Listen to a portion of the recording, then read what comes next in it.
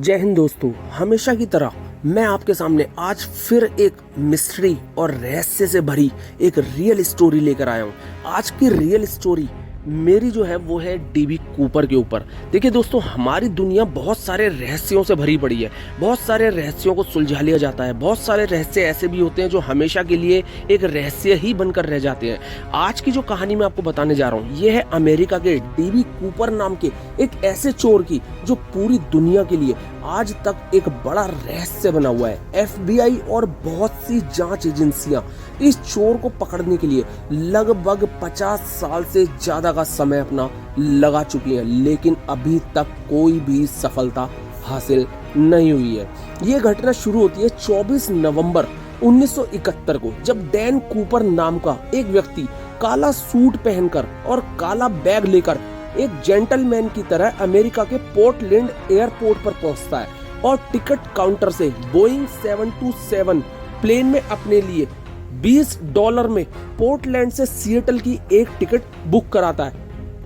उस समय अमेरिका के एयरपोर्ट्स में ज्यादा सुरक्षा के इंतजाम नहीं होते थे, इसलिए डैन कूपर अपने बैग को आसानी से प्लेन के अंदर ले जाने में सफल हो गया और अपनी सीट 18C पर बैठ जाता है। लगभग 2:30 बजे के आसपास प्लेन पोर्टलैंड से उड़ान लेती है और उड़ने के कुछ देर बाद कूपर अपने लिए बॉर्बन ड्रिंक और एक सोडा ऑर्डर करता है। उसके फ्लाइट का सफर सिर्फ 30 मिनट का था, इसलिए ज्यादा समय बर्बाद न करते हुए वो अपने प्लान में लग जाता है। डैन कूपर अपने नजदीक खड़ी फ्लोरेंस शेफनर नाम की फ्लाइट अटेंडेंट को पास बुलाकर उसे एक पर्ची देता है और पहले फ्लाइट अटेंडेंट को लगता है कि कूपर उसके साथ फ्लर्ट कर रहा है, इसलिए वो उसे अपने पर्स में डालती है और फिर कूपर उसकी तरफ झुककर धीरे से उसे वो पर्ची पढ़ने के लिए कहता है। उस पर्ची में लिखा था कि उसके पास बैग में बम है और अटेंडेंट को उसके पास बैठने को कहा।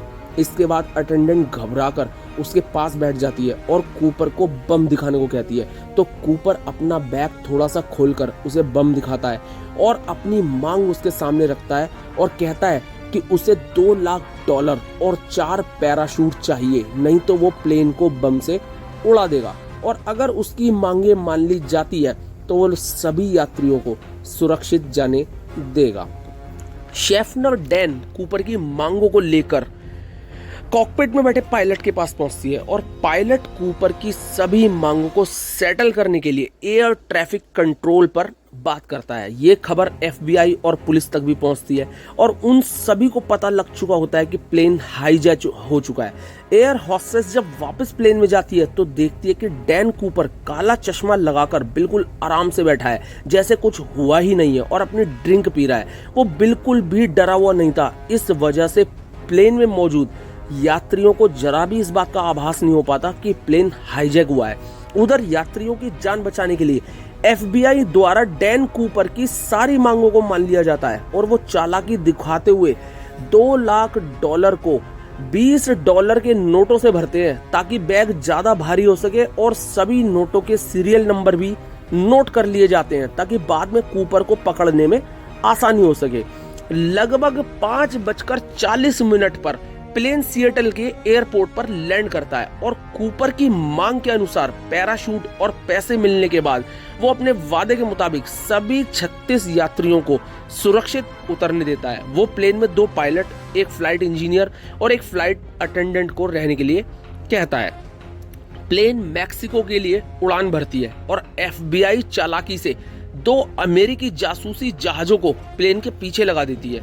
उड़ान के दौरान पायलट बताता है कि प्लेन में मैक्सिको पहुंचने जितना ईंधन नहीं है, तो कूपर उस प्लेन को रेनो नवादा की तरफ ले चलने के लिए कहता है और प्लेन को 10,000 फुट की ऊंचाई पर लगभग ये समझ लीजिए कि 185 किलोमीटर प्रति घंटे की रफ्तार से उड़ाने के लिए कहता है। कूपर हवाई सीढ़ी कैसे खुलता है इसके बारे में फ्लाइट अटेंडेंट से पूछता है और फिर उसे भी कॉकपिट पर बाकी लोगों के साथ रहने और दरवाजा अंदर से बंद करने को कहता है। 8 बजे के करीब एयर स्ट्राइकर खुलने के कारण कॉकपिट में वार्निंग लाइट जलने लगती है और डैन कूपर पैसे और पैराशूट लेकर जहाज से कूदता है।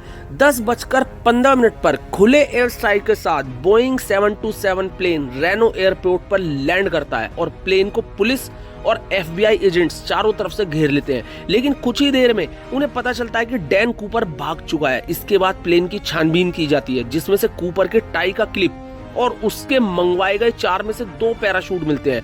कूपर बाकी के सभी सबूत को अपने साथ ले जाता है, जिसमें उसके द्वारा फ्लाइट अटेंडेंट को दिया गया लेटर भी शामिल था।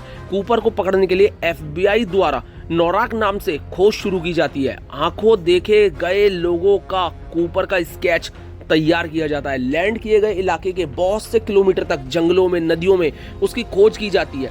बहुत से घरों की छानबीन की जाती है, लेकिन कूपर और उसके पैराशूट का कुछ पता नहीं चलता। कुछ ही दिनों में डैन कूपर पूरी मीडिया में छा जाता है। एक न्यूज़पेपर ने गलती से डैन कूपर का नाम DB कूपर लिख दिया था और लोगों को यह नाम ज्यादा पसंद आने लगा।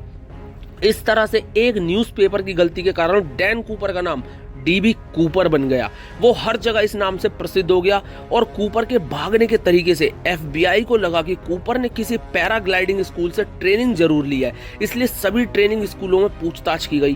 पैरा ट्रूपर्स के रिकॉर्ड चेक किए गए, लेकिन फिर से कोई सफलता हाथ नहीं लगी। बहुत सी छानबीन के बाद जब कूपर का कुछ पता नहीं चला तो लोग मानने लगे कि लैंडिंग के दौरान ही कूपर की कहीं ना कहीं मौत हो गई होगी, लेकिन उसके मौत का भी कोई प्रमाण नहीं मिल सका, क्योंकि ना तो कूपर की कभी कोई लाश मिली, ना कभी कोई बैग मिला, ना कोई पैराशूट मिला। लेकिन घटना के 8 साल बाद, लगभग 10 फरवरी 1980 को 8 साल के ब्रायन इंग्राम नाम के बच्चे को कोलंबिया नदी के किनारे अपने परिवार के साथ जब वो लकड़ी इकट्ठा करने रेत के नीचे गया तो उसे $20 के नोटों के 3 बंडल मिले। बहुत सालों से रेत के नीचे दबे होने के कारण नोट खराब हो गए थे, पर बीच के कुछ नोट अब भी सुरक्षित थे और अधिकारी इन नोटों के सीरियल नंबर देखकर तुरंत पहचान जाते हैं कि ये तो वही नोट हैं जो उस रात कूपर को दिए गए थे।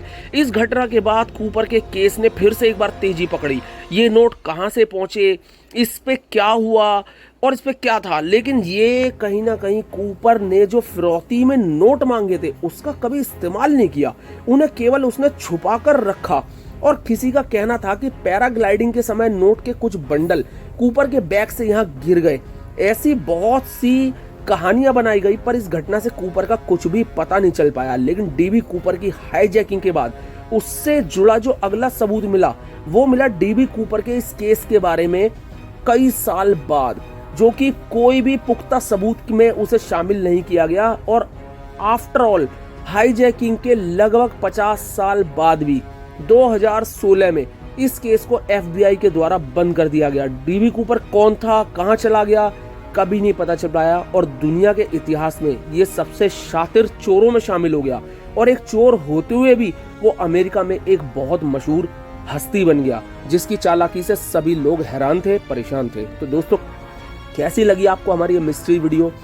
लाइक करिए, शेयर करिए, सब्सक्राइब करिए और अगली वीडियो में जल्दी आता हूं आपके साथ। Thank you so much.